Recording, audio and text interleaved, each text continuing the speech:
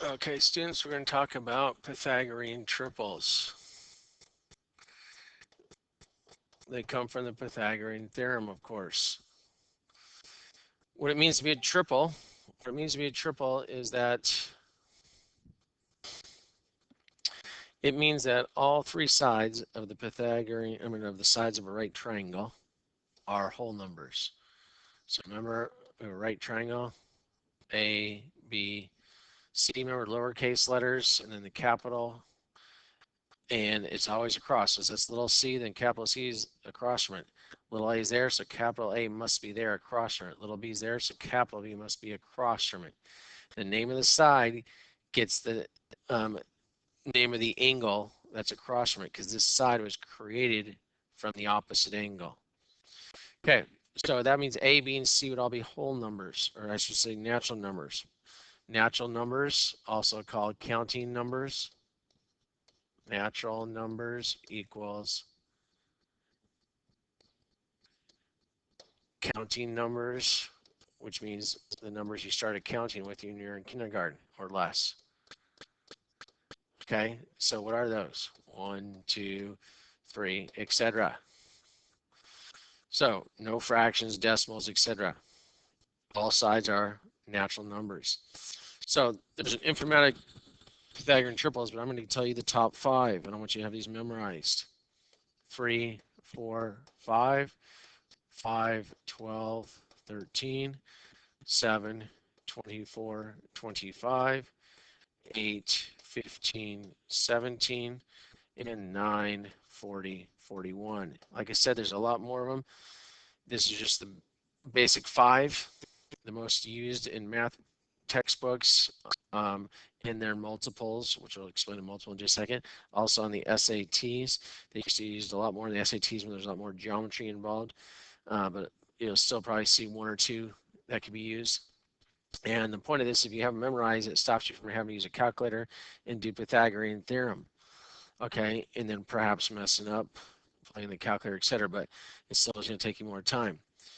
And then for in class, when you're in my class, and I have you do these for extra credit, obviously those that haven't memorized, or their multiples can figure it out faster than those on a calculator.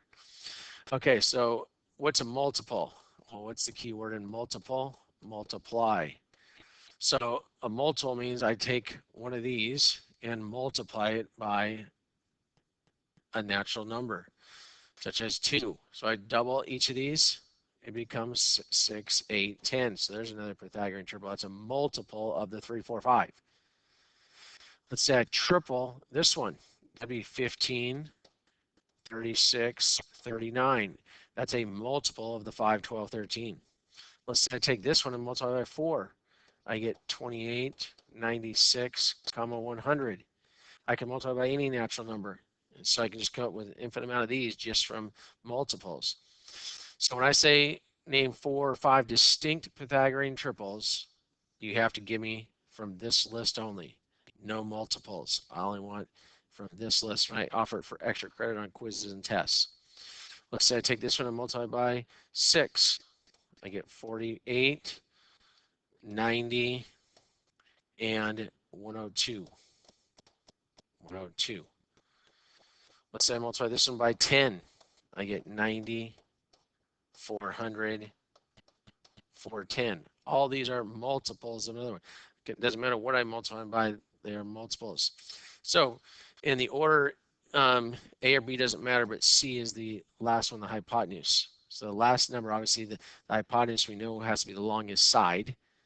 So that's why the longest side is listed last. A or B, these first two doesn't matter which one's A or B, but C is always the longest side in your right triangle. Okay, so example, let's say I give you this right here. Let's say I give you 21 and 75. I say fill in what's the missing side in the right triangle. Okay, and this is C. Okay, so you can think of it as A, B, C in that order. Well, what I could do is I could say what's the GCF, greatest common factor, of 21 and 75. It is 3. So I go ahead and divide each by 3.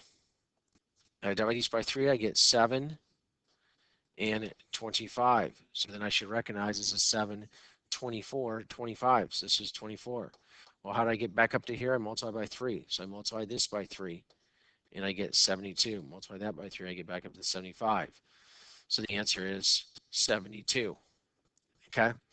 Now, for those of you who don't know that you can find a GCF on your calculator, you can. For those of you who are slower with your math, because you didn't focus on your math skills through elementary and middle school, and you become calculator dependent. So these are for the calculator dependent people.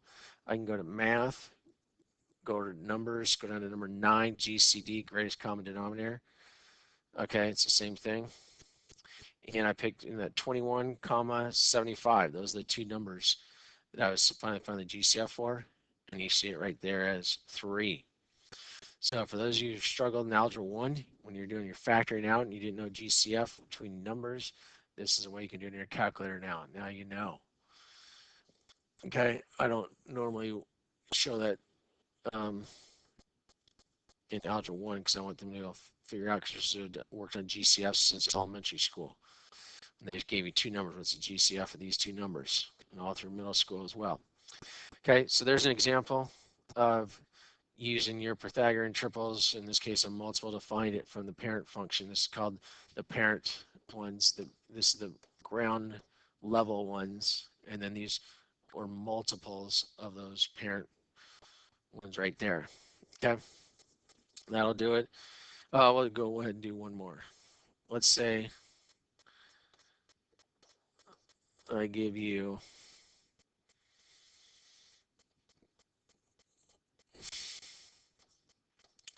68 and 60. Okay. So again, I would ask myself, what's the GCF of 68 and 60? Okay, what are those both? If I don't know, put in the calculator. So first off, side note, GCF, the biggest number it can be is the difference between those two. What's 68 minus 60? 8. So the GCF has to be 8 or lower, just so you know. So you're not looking for any bigger numbers. Does 8 go into 60? No, it doesn't. So therefore, it can't even be 8. Does 6 go into 60? Yes. But does 6 go into 68? No. So it's got to be less than 6. Does 5 go into 60? Yes. But does 5 go into 68? No. Down to 4. Does 4 go into 60? Yes. Does 4 go into 68? Yes. GCF is 4. And again, I could type that on my calculator. If I didn't know that, 60, 68, and there's your answer of 4. Okay, so I divide each by 4, and I get 15 and 17. So I look back up here, and it has to be 8 right here. How did I get back up to these right here? I multiply by 4. So I multiply by 4 here. 8 times 4 is 32. And there's your answer. Okay, so that's how you can work Pythagorean triples into making stuff easier for yourself and use your brain. Again, these ones in blue are to be memorized for extra credit. You'll eventually use them in this class as well. But they'll also be offered as extra credit throughout the year on quizzes and or tests. All right, that ends it.